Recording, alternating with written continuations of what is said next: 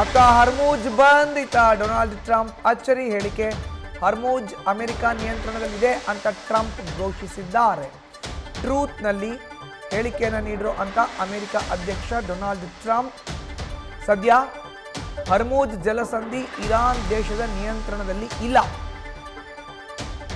ಹರ್ಮೂಜ್ನಿಂದ 200ಕ್ಕೂ ಹೆಚ್ಚು ಹಡಗುಗಳು ಸಂಚಾರ ಮಾಡಿವೆ. 100 ಮಿಲಿಯನ್ ಬ್ಯಾರೆಲ್ಸ್ ತೈಲ ಹಾರ್ಮೂಜ್ ದಾಟಿದೆ ಅಂತ ಟ್ರಂಪ್ ಹೇಳಿದ್ದಾರೆ.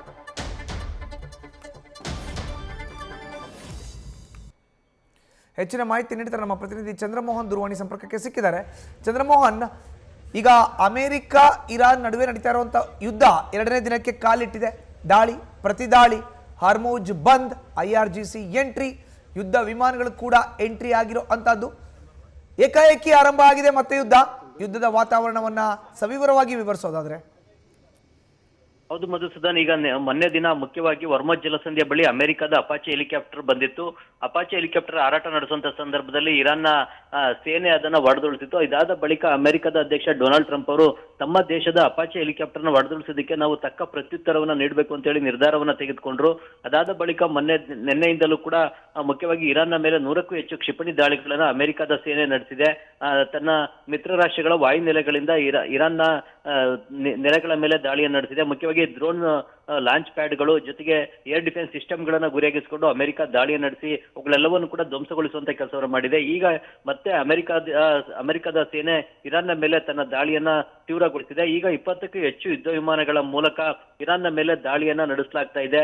ಮುಖ್ಯವಾಗಿ B-2 ಬಾಂಬರ್ ಯುದ್ಧ ವಿಮಾನವನ್ನು ಕೂಡ ಬಳಸಿಕೊಂಡೇನೆ ಈ ದಾಳಿಯನ್ನ ನಡೆಸಲಾಗ್ತಾ ಇದೆ. ಬಾಂಬ್ಗಳನ್ನ ಹಾಕ್ತಾ ಇದೆ, ಕ್ಷಿಪಣಿ ದಾಳಿಯನ್ನು ಕೂಡ ಅಮೆರಿಕ ನಡೆಸ್ತಾ ಇದೆ. ಈ ಮೂಲಕವಾಗಿ ಇರಾನ್ ಅನ್ನ ಸಂಪೂರ್ಣವಾಗಿ ನಾಶಪಡಿಸತಕ್ಕಂತ ಕೆಲಸವನ್ನ ಈ ಅಮೆರಿಕದ ಸೇನೆ ಮಾಡ್ತಾ ಇದೆ.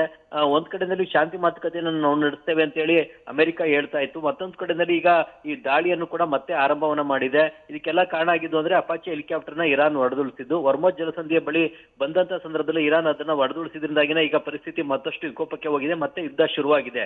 ತಾತ್ಕಾಲಿಕ ಕದನ ವಿರಾಮ ಇದ್ರೂ ಕೂಡ ಅದನ್ನ ಎರಡೂ ಕಡೆಯಿಂದ ಕೂಡ ಉಲ್ಲಂಘನೆಯನ್ನ ಮಾಡಲಾಗಿದೆ. ಈಗ ಹೊರ್ಮುಜ್ ಜಲಸಂಧಿಯ ಮೇಲೆ ನಮ್ಮ ದೇಶದ ನಿಯಂತ್ರಣ ಇದೆ ಅಂತೇಳಿ ಇರಾನ್ನ ಸೇನೆ ಹೇಳ್ತಾ ಇದೆ. ಆದ್ರೆ ಅಮೆರಿಕ ತನ್ನ ನಿಯಂತ್ರಣ ಇದೆ, ಇರಾನ್ನ ನಿಯಂತ್ರಣ ಇಲ್ಲ. ಈಗಲೂ ಕೂಡ ಹೊರ್ಮುಜ್ ಜಲಸಂಧಿಯ ಮೂಲಕ ಕಚ್ಚಾ ತೈಲದ ಒತ್ತಂತ ಹಡಗುಗಳು, ಟ್ಯಾಂಕರ್ಗಳು ಸಾಗಾಟ ಆಗ್ತಾ ಇವೆ, ಸಂಚಾರವನ್ನ ಮಾಡ್ತಾ ಇವೆ ಅಂತೇಳಿ ಅಮೆರಿಕದ ಅಧ್ಯಕ್ಷ ಡೊನಾಲ್ಡ್ ಟ್ರಂಪ್ ಅವರು ಹೇಳ್ತಾ ಇದ್ದಾರೆ. ಆದ್ರೆ ಇರಾನ್ ದೇಶ ಹೊರ್ಮುಜ್ ಜಲಸಂಧಿಯನ್ನು ನಾವು ಸಂಪೂರ್ಣವಾಗಿ ಬಂದ್ ಮಾಡಿದ್ದೇವೆ, ಯಾವುದೇ ದೇಶದ ಕಚ್ಚಾ ತೈಲದ ಹಡಗುಗಳು, ಟ್ಯಾಂಕರ್ಗಳ ಸಾಗಾಟಕ್ಕೆ, ಸಂಚಾರಕ್ಕೆ ನಾವು ಅವಕಾಶವನ್ನ ಕೊಟ್ಟಿಲ್ಲ ಅಂತ ಹೇಳಿ ಹೇಳ್ತಾ ಇದೆ. ಹೀಗಾಗಿ ಹೊರ್ಮುಜ್ ಜಲಸಂಧಿಯ ಮೇಲಿನ ನಿಯಂತ್ರಣಕ್ಕಾಗಿನೇ ಈಗ ಅಮೆರಿಕ ಮತ್ತು ಇರಾನ್ಗಳು ಕೂಡ ಫೈಟ್ ಅನ್ನ ಮಾಡ್ತವೆ. ಮತ್ತೊಂದು ಕಡೆಯಲ್ಲಿ ಯುದ್ಧವನ್ನು ಕೂಡ ಪುನರಾರಂಭವನ್ನ ಮಾಡಿವೆ. ಇದರಿಂದಾಗಿ ಜಗತ್ತಿನಲ್ಲಿ ಒಂದು ಶಾಂತಿ ನೆಲೆಸಲಿಕ್ಕೆ ಸಾಧ್ಯವಾಗುವುದಿಲ್ಲ ಮತ್ತು ಅಂತಾರಾಷ್ಟ್ರೀಯ ತೈಲ ಮಾರುಕಟ್ಟೆಯಲ್ಲಿ ಕಚ್ಚಾ ತೈಲದ ಬೆಲೆ ಕೂಡ ಮತ್ತಷ್ಟು ಏರಿಕೆ ಆಗುತ್ತೆ. ಮಧುಸೂದನ್, ನ್ಯೂಸ್ ಫಸ್ಟ್ ನಿರ್ಭೀತಿಯಿಂದ ನಿಮ್ಮ ಪರವಾಗಿ.